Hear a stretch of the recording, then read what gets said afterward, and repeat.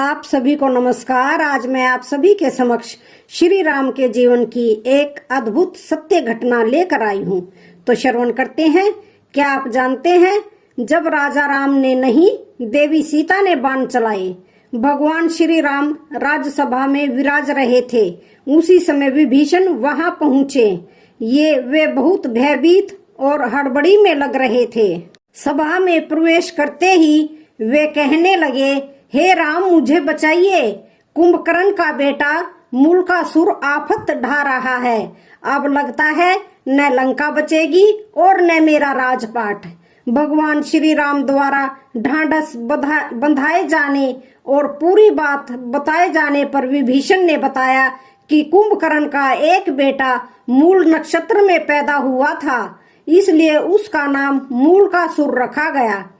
इसे अशुभ जान कुंभकर्ण ने जंगल में फेंकवा दिया था। जंगल में मधुमक्खियों ने मूलकासुर को पाल लिया। मूलकासुर जब बड़ा हुआ तो उसने कठोर तपस्या करके ब्रह्मा जी को प्रसन्न कर लिया। अब उनके दिए वर और बल के घमंड में भयानक उत्पात मचा रखा है। जब जंगल में उसे पता चला कि आपने उसके खानदान का सफाया कर लंका जीत ली और राजपाट मुझे सौंप दिया है, तो वह क्रोधित है। भगवान, आपने जिस दिन मुझे राजपाट सौंपा उसके कुछ दिन बाद ही उसने पाताल वासियों के साथ लंका पहुंचकर मुझ पर धावा बोल दिया। मैंने 6 महीने तक मुकाबला किया, पर ब्रह्मा जी के वरदान ने उसे इतना ताकतवर बना दिया है कि मुझे भागना पड़ा तथा अपने बेटे, मंत्रियों तथा स्त्री के साथ किसी प्रकार सुरंग के जरिए भागकर यहाँ पहुंचा हूँ। उसने कहा कि पहले धोखेबाज भेदिया विभीषण को मारूंगा, फिर पिता की हत्या करने वाले राम को भी मारूंगा। वह आपके पास भी आता ही होगा। समय कम है। लंका और अयोध्या दोनों खतरे में है। जो उचित समझते हो तुरंत कीजिए। भक्त की पुकार सुनकर श्री राम जी हनुमान तथा लक्ष्मण सहित सेना को तैयार कर पुष्पक यान पर चढ़ झट लंका की ओर चल पड़े। मूलकासुर को श्री रामचंद्र जी के आने की बात मालूम हुई। वह भी सेना लेकर लड़ने के लिए लंका के बाहर आ डटा। भयानक युद्ध छिड़ गया। 7 दिनों तक घोर युद्ध होता रहा। मूलकासुर भगवान श्री राम की सेना पर अकेले ही भारी पड़ रहा था। अयोध्या से सुमंत्र आदि सभी मंत्री भी आ पहुंचे।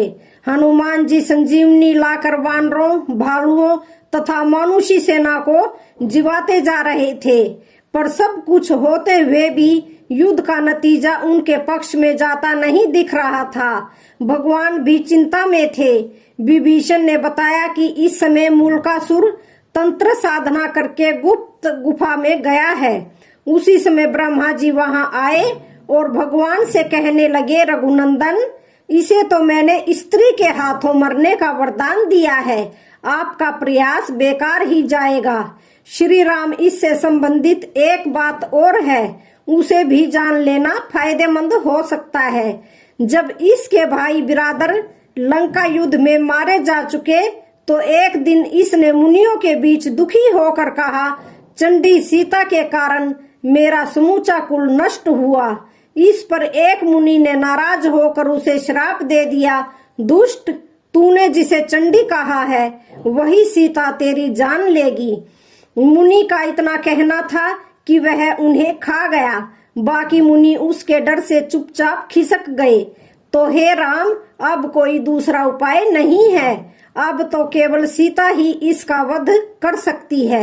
आप उन्हें यहाँ बुलाकर इसका वध करवाइए। इतना कहकर ब्रह्मा जी चले गए। भगवान श्री राम ने हनुमान जी और गरुड़ को तुरंत पुष्पक विमान से सीता जी को लाने भेजा। इधर सीता देवी देवताओं की मनौती मनाती, तुलसी, शिव प्रतिमा, पीपल आदि के फेरे लगाती, ब्राह्मणों से पाठ रुद्रीय का जाप करती, दुर्गा जी की पूजा करती कि विजयी श्री राम शीघ्र लौटें। तभी गरुड़ और हनुमान जी उनके पास पहुंचे। पति के संदेश को सुनकर सीता जी तुरंत चल दी। भगवान श्री राम ने उन्हें मूलकासुर के बारे में सब कुछ बताया। फिर तो भगवती सीता को गुस्सा आ गया। उनके शरीर से एक दूसरी तामसी शक्ति निकल पड़ी। उसका स्वर बड़ा भयानक था। यह छाया सीता चंडी के वेश में लंका की ओर बढ़ चली। इधर श्री राम ने वानर सेना को इशारा किया कि मूलकासुर जो तांत्रिक क्रियाएं कर रहा है उसको उसकी गुप्त गुफा में जाकर तहस नहस करें। वानर गुफा के भीतर पहुंचकर उत्पात मचाने लगे तो मूलकासुर दांत किटकिटाता हुआ सब छोड़ छाड़ कर वानर सेना के पीछे दौड़ा। हड़बड़ी में उसका मुकुट गिर गया। फिर भी भागता हुआ वह युद्ध के मैदान में आ गया। युद्ध के मैदान में छाया सीता को देखकर मूलकासुर गरजा, तू कौन है? अभी भाग जा, मैं औरतों पर मर्दानगी नहीं दिखाता। छाया सीता ने भी भीषण आवाज करते हुए कहा, मैं तुम्हारी मौत चंडी हूँ। तूने मेरा पक्ष लेने वाले मुनियों और ब्राह्मणों को खा डाला था। अब मैं तुम्हें मारकर उसका बदला चुकाऊंगी। इतना कहकर छाया सीता ने मूलकासुर पर 5 बाण चलाए। मूलकासुर ने भी जवाब में बाण चलाए। कुछ देर तक घोर युद्ध हुआ, पर अंत में चंडिकास्त्र चलाकर छाया सीता ने मूलकासुर का सिर उड़ा दिया और वह लंका के दरवाजे पर जा गिरा। राक्षस हाहाकार करते हुए इधर उधर भाग खड़े हुए। छाया सीता लौटकर सीता के शरीर में प्रवेश कर गई। मूलकासुर से दुखी लंका की जनता ने मां सीता की जय जयकार की और विभीषण ने उन्हें धन्यवाद दिया। कुछ दिनों तक लंका में रहकर श्री राम सीता सहित पुष्पक विमान से अयोध्या लौट आए। तो आज की वीडियो का यहीं पर समापन होता है। वीडियो अच्छी लगे तो चैनल को लाइक शेयर सब्सक्राइब जरूर करें। धन्यवाद।